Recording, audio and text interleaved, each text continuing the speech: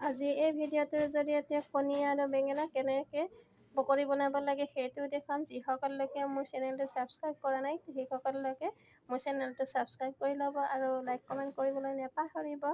গতিকে এতিয়া চাওকচোন কেনেকৈ কণী আৰু বেঙেনা, এগ আৰু ব্ৰিঞ্জাল কেনেকৈ পকৰি বনায় বা চুপ বনায়, চব বনায় সেইটো মই দেখুৱাই আছোঁ। প্ৰথমতে মই বেঙেনাখিনি কাটি অকণমান ফ্ৰাই কৰি ল'ম। এতিয়া বেঙেনাখিনি এনেকৈ ৰাউণ্ড কৰি কাটি লৈছোঁ। অলপ নিমখ সানি লৈছোঁ। এনেকৈ বেঙেনাখিনি নিমখটো সানি লওঁ।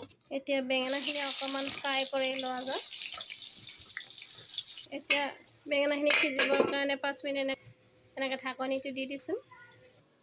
এতিয়া বেঙেনাখিনি ফ্ৰাই কৰা হৈ গৈছে। এতিয়া কণী দুটা এনেকৈ ভাঙি লৈছোঁ। অকণমান পিঁয়াজ আৰু জলকীয়া দিছোঁ আৰু অকণমান নিমখ দি লৈছোঁ। যদি কোনোবাই মছলা খায় অলপ মছলা দি ল'ব পাৰে, যি মছলা ভাল পায়। কণী দুটা ভালকৈ ফেটি লওক। এতিয়া বেঙেনাটো এনেকৈ কণীত দি লওঁ। অকণমান এনেকৈ কণীটো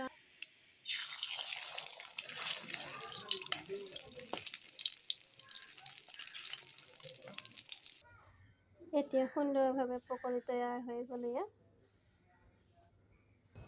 সকলো খাই চাব, খুব সুন্দৰ লাগে।